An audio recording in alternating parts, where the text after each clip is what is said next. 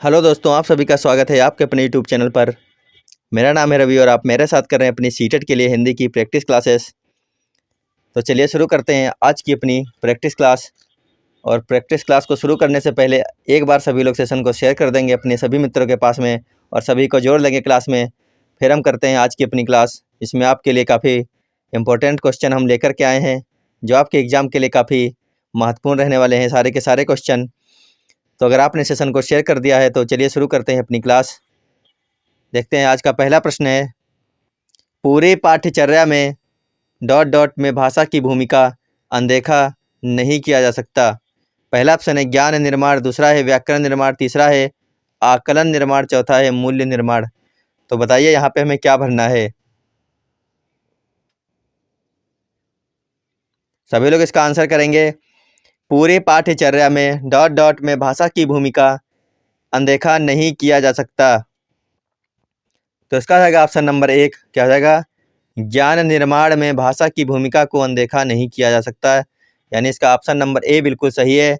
एक बार सभी मित्रों को जोड़ लीजिए क्लास, देखते हैं कि कौन कितने आंसर कर पा रहे हैं सही सही। सभी को जोड़ लीजिए एक बार। तो चलिए देखते हैं अगला क्वेश्चन। अगला क्वेश्चन है, प्राथमिक कक्षाओं के भाषा शिक्षक होने के नाते आपकी सर्वाधिक महत्वपूर्ण भूमिका है।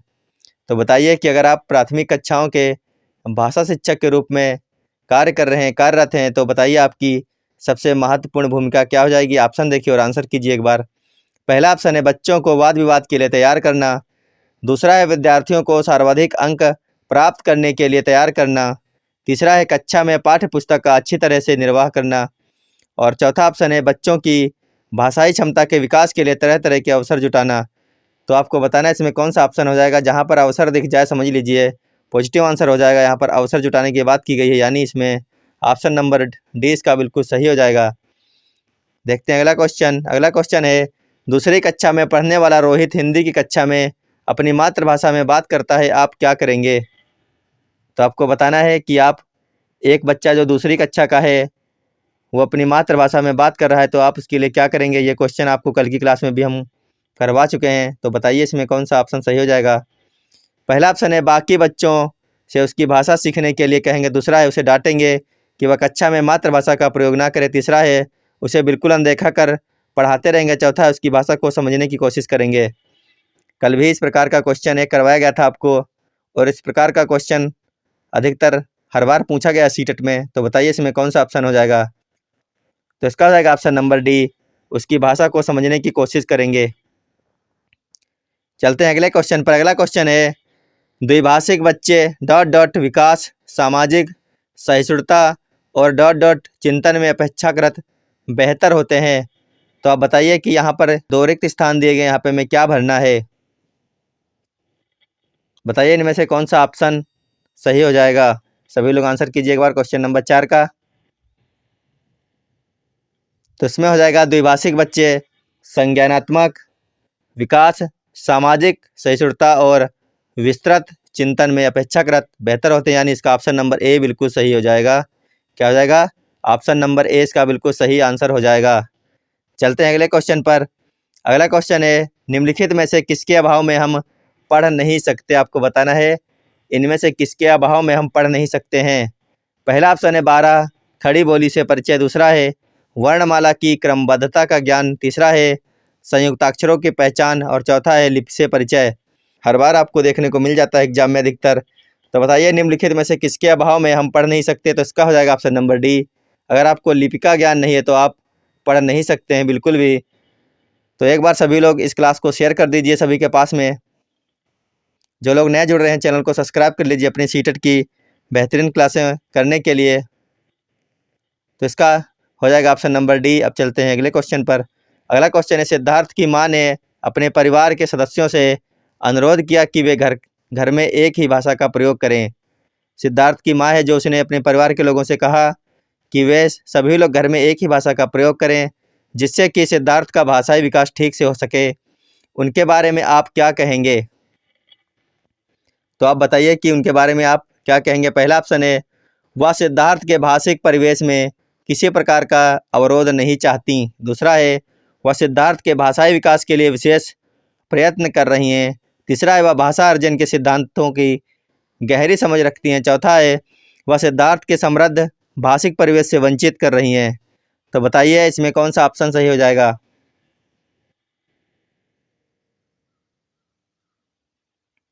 बहुत ही अच्छा ये क्वेश्चन है, इसका आंसर कीजिए एक बार सभी लोग।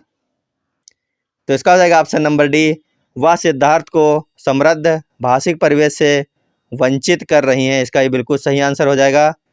वो सिद्धार्थ को जो है अलग अलग भाषाओं को सीखने और समझने से वंचित कर रही हैं। आगे देखते हैं। अगला क्वेश्चन है, पद्य पाठ का सर्वाधिक महत्वपूर्ण सोपान है। आपको बताना है इनमें से पद्य पाठ का सर्वाधिक महत्वपूर्ण सोपान क्या हो जाएगा। पहला ऑप्शन है प्रस्तावना, दूसरा है आदर्श वाचन, तीसरा है भाव विश्लेषण, चौथा है संभावी कविता। तो बताइए इनमें से कौन सा ऑप्शन सही हो जाएगा। सभी लोग आंसर करेंगे क्वेश्चन नंबर 7 का। और जितने साथी लोग नए जुड़ रहे हैं चैनल को सब्सक्राइब कर लेंगे और सभी लोग एक बार वीडियो को शेयर कर दीजिए और ज़्यादा से ज़्यादा साथी मित्रों को जोड़ लीजिए क्लास में। क्वेश्चन नंबर 7 का हो जाएगा ऑप्शन नंबर सी, क्या हो जाएगा। पद्य पाठ का सर्वाधिक महत्वपूर्ण सोपान होता है भाव का विश्लेषण, यानी ऑप्शन नंबर सी इसका बिल्कुल सही आंसर हो जाएगा। देखते हैं अगला क्वेश्चन, भाषा शिक्षण में अधिगम सामग्री का प्रमुख दायित्व है। आपको बताना है कि भाषा शिक्षण में अधिगम सामग्री का प्रमुख दायित्व क्या है। पहला ऑप्शन है कम समय में अधिक ज्ञान दिया जाना, दूसरा है छात्रों का ध्यान पाठ में केंद्रित करना, तीसरा है शिक्षकों द्वारा शिक्षण कार्य में कम मेहनत किया जाना, चौथा है विषय वस्तु के कठिन स्थलों का उचित स्पष्टीकरण करना। तो सभी को आंसर करना है, इसका क्या हो जाएगा। क्वेश्चन नंबर 8 का सभी लोग आंसर कीजिए एक बार, इसमें कौन सा ऑप्शन सही हो जाएगा। तो इसका हो जाएगा ऑप्शन नंबर डी, विषय वस्तु के कठिन स्थलों का उचित स्पष्टीकरण करना। क्या हो जाएगा ऑप्शन नंबर डी इसका बिल्कुल सही आंसर हो जाएगा। देखते हैं अगला क्वेश्चन। अगला क्वेश्चन है उपचारात्मक शिक्षण का उद्देश्य है। आपको बताना है कि उपचारात्मक शिक्षण का क्या उद्देश्य है। पहला ऑप्शन है छात्रों की त्रुटि का पता लगाना, दूसरा है छात्रों का पिछड़ापन दूर करना, विषय के प्रति रुचि उत्पन्न करना, चौथा है छात्रों की प्रगति का ज्ञान प्राप्त करना। तो बताइए इनमें से कौन सा ऑप्शन सही हो जाएगा। उपचारात्मक शिक्षण का उद्देश्य होता है कि जब तक छात्रों का पिछड़ापन दूर ना हो जाए तब तक उनका उपचार किया जाना चाहिए, यानी ऑप्शन नंबर 20 का बिल्कुल सही है हो जाएगा। चलते हैं अगले क्वेश्चन पर। अगला क्वेश्चन है भाषा तब सबसे सहज और प्रभावी रूप से सीखी जाती है जब, आपको बताना है कि भाषा कब सबसे सहज और प्रभावी रूप से सीखी जाती है। पहला ऑप्शन है भाषा प्रयोग की दक्षता का प्रमुख उद्देश्य हो, दूसरा है भाषा की पाठ्य पुस्तक में अधिक से अधिक पाठों का समावेश हो, तीसरा ऑप्शन है भाषा के नियम कंठस्थ करा जाएं, चौथा है भाषा शिक्षक कठोर रवैया अपनाते हैं। तो बताइए कौन सा ऑप्शन सही हो जाएगा। क्वेश्चन नंबर 10 में सभी लोग आंसर करेंगे इसका।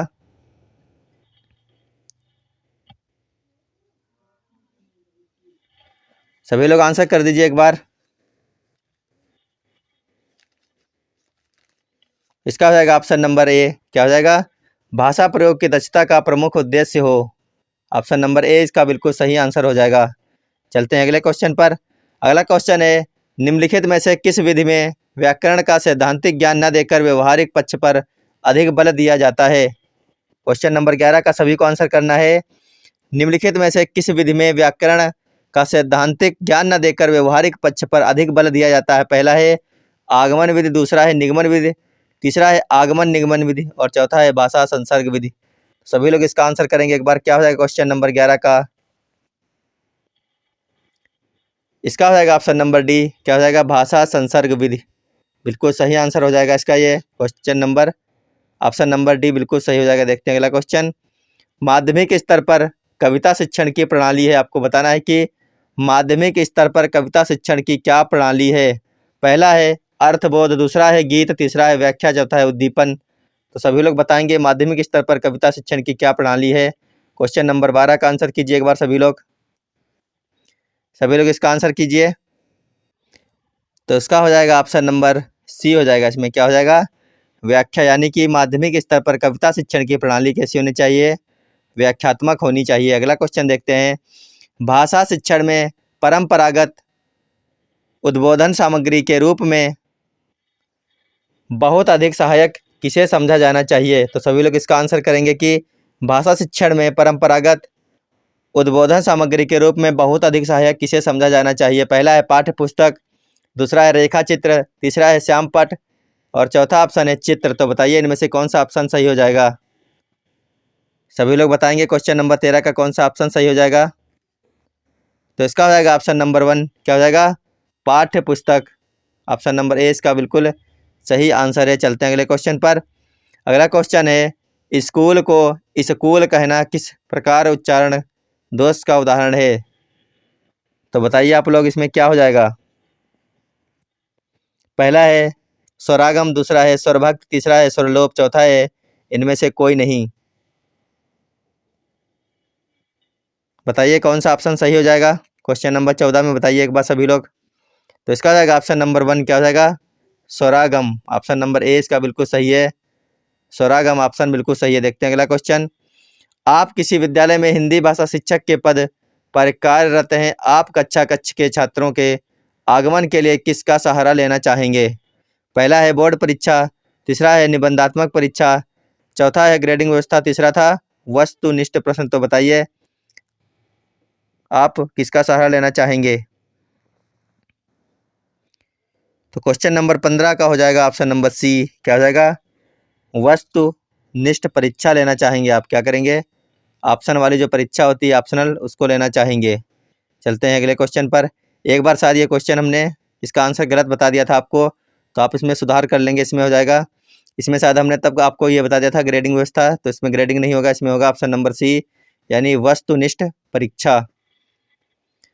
चलते हैं अगले क्वेश्चन पर। अगला क्वेश्चन है, छात्रों के मूल्यांकन को व्यापक तभी माना जा सकता है जब। तो आपको बताना है छात्रों के मूल्यांकन को व्यापक तभी माना जा सकता है जब पहला है सभी उद्देश्यों को मूल्यांकित किया जाए, दूसरा है छात्रों के व्यक्तित्व के सभी पक्षों का मूल्यांकन किया जाए, तीसरा है पाठ्यक्रम की प्रत्येक विषय वस्तु का मूल्यांकन किया जाए, चौथा है सभी अध्यापकों द्वारा प्रत्येक छात्र का मूल्यांकन किया जाए। तो बताइए इसमें कौन सा ऑप्शन सही हो जाएगा? सभी लोग आंसर करेंगे इसका। तो इसका हो जाएगा ऑप्शन नंबर बी, क्या हो जाएगा? छात्रों के व्यक्तित्व के सभी पक्षों का मूल्यांकन किया जाए। यह इसका बिल्कुल सही आंसर है। अब आपका एग्ज़ाम बहुत ही पास में आ चुका है, तो ज़्यादा से ज़्यादा नए क्वेश्चन ना करके जो क्वेश्चन हम आपको करवा चुके हैं पिछले इतनी सारी क्लासों में, उनको एक बार फिर से रिवीजन कर लिया जाए और आपको यहीं से क्वेश्चन देखने को भी मिलेंगे, क्योंकि हर बार यहीं से क्वेश्चन आ रहे हैं, तो इस बार भी यहीं से आएंगे, उम्मीद तो यही है। तो चलते हैं अगले क्वेश्चन पर। अगला क्वेश्चन है, डॉट डॉट की भूमिका उस डॉट डॉट को समझने की होती है जो शिक्षार्थी और शिक्षक निर्धारित लक्ष्यों की दिशा में करते हैं। पहला है मूल्यांकन और वृद्धि, दूसरा है आकलन और प्रगति, तीसरा है मूल्यांकन और अधिगम, चौथा है आकलन और अधिगम। तो बताइए इसमें से कौन सा ऑप्शन सही हो जाएगा क्वेश्चन नंबर 17 का? सभी लोग आंसर करेंगे एक बार।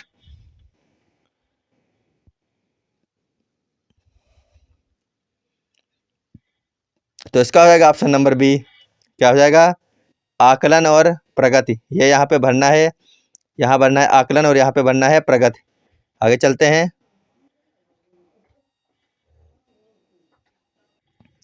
अगला क्वेश्चन है, भाषा शिक्षण के संदर्भ में कौन सा कथन सही नहीं है? आपको बताना है कि भाषा शिक्षण के संदर्भ में कौन सा कथन सही नहीं है। पहला ऑप्शन है भाषा अर्जन और भाषा अधिगम में अंतर होता है, दूसरा है भाषा शिक्षण में केवल भाषा की शुद्धता पर ही बल रहता है, तीसरा है भाषा सीखने में अन्य विषयों का अध्ययन अध्यापन सहायक होता है, चौथा ऑप्शन है समृद्ध भाषा परिवेश भाषा अर्जित करने में सहायक होता है। तो आपको बताना है कि भाषा शिक्षण के संदर्भ में कौन सा कथन सही नहीं है। क्वेश्चन नंबर 18 का एक बार आंसर कीजिए आप लोग। बताइए इनमें से कौन सा ऑप्शन हो जाएगा? तो इसका हो जाएगा ऑप्शन नंबर बी, भाषा शिक्षण में केवल भाषा की शुद्धता पर ही बल दिया जाता है। ये ऑप्शन इसका सही नहीं होगा, यानी कि गलत है। बाकी सब सही थे, इसमें पूछा गया नहीं, तो जहाँ पे निगेटिव वर्ण हो जाएगा वहाँ पर यही सही हो जाएगा। आगे चलते हैं। बेसिक शिक्षा प्रणाली में भाषा की शिक्षा किस माध्यम से दी जाती है? पहला है हस्त कौशल, दूसरा है प्राकृतिक पर्यावरण, तीसरा है सामाजिक पर्यावरण, चौथा है उपयुक्त सभी माध्यम से। तो आपको बताना है इनमें कौन सा ऑप्शन सही हो जाएगा।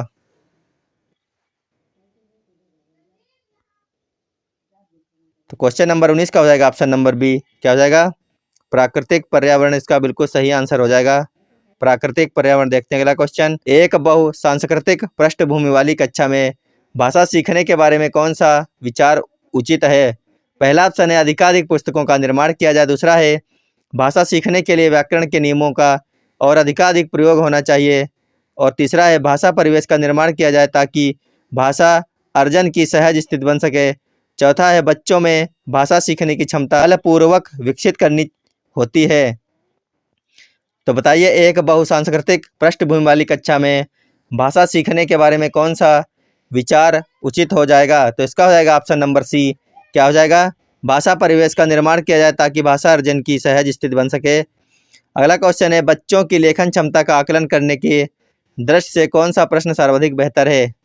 पहला है बहादुर बित्तो शीर्षक कहानी लिखिए। दूसरा है बहादुर बित्तो कहानी का अंत बदल कर लिखिए। इसमें यही ऑप्शन सही हो जाएगा। आपको ये क्वेश्चन करवा चुके हैं पिछली क्लासों में। क्वेश्चन नंबर 21 का हो जाएगा ऑप्शन नंबर बी। एक बार आप लोग सभी ऑप्शन को देख लीजिए।